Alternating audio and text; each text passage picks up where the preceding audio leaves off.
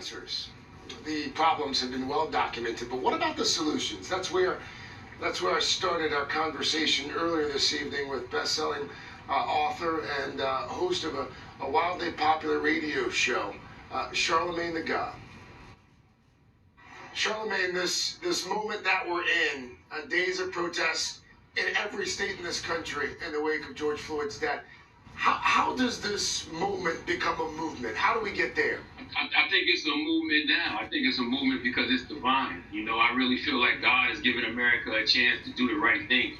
And, everything that's happening right now is a reminder to America and the world to do right by black people. There is no good that's going to come to America until they do right by black people. It is time for America to atone for its original sin, which is slavery, and that's only going to happen through legislation and reparations. That's why I think that it's divine. This is happening during an election year. America has to make amends for the wrong that is done to black people in this country. If not, America can't handle the karma that it's currently experiencing. Just pay attention to everything that's been happening in 2020. If you think this year's been hell so far, you haven't seen nothing yet if America doesn't atone for the sins of its past when it comes to the African American community.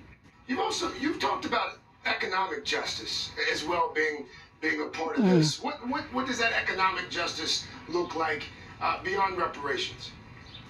Well, when I say reparations, it can't look like anything beyond money, because I think as long as we live under a mechanism of white supremacy, we're going to always be oppressed. Like, the whole point of systemic racism is for America to keep its knee on the necks of black folks. So when you talk about institutional racism, that's going to always exist because you always going to have individuals who are prejudiced in positions of power. Systemic racism is going to always exist because you have certain policies and practices that run deep in this society. Until you have more of us in these institutional positions of power, or better yet, more of us creating our own institutions, until you have more black people getting rich and creating our own systems, until you have white people who want to use their privilege to combat prejudice and who are intentional about dismantling the mechanism of white supremacy, things not going to change. That's when I love when somebody like Jay-Z says financial freedom is our only hope. Or I love when the Honorable Elijah Muhammad said, do for self and build your own, because all that power we build amongst ourselves will give us the resources we need to really push these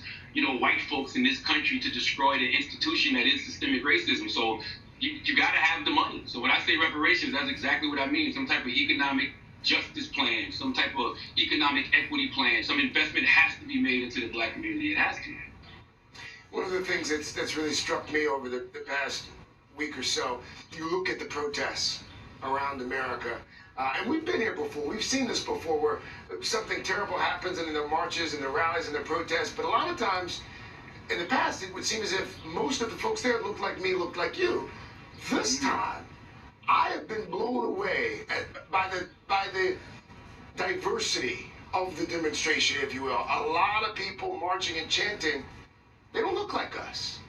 And it's not just young white people, it's older white people, it's the rainbow of America. What does that say to you? It says to me that, people don't just necessarily love black culture, they love black people. And I think that that's a white supremacist's worst nightmare, to see young white kids out there screaming Black Lives Matter, to see young white kids out there protecting, black men and black women from the police. Like, I think that is such a beautiful thing, because the reality of being a black person in America is the creeds that America promises us, are just promises America only apply to you when they want it to. Like, we don't experience true freedom or equality or justice. That's just not the way this white supremacist system has been designed. This country was built for white people, by black people. And even if you have achieved some level of success as a black person in America, if you come from a poor and disenfranchised area, or you come from the hoods in the inner city, or a dirt road down south like me, like I do, you never truly feel comfortable, because this white man's heaven that you've been able to thrive in is still the majority of black people's hell. So for other people to feel that and finally be saying, yo, this is the reason they scream Black Lives Matter, I think that's a beautiful thing, and that's game changing. That's what lets me know it's a paradigm shift going on. Charlamagne the God, I always enjoy your perspective, sir. Thank you for your insight tonight. Appreciate you, Craig. Thank you.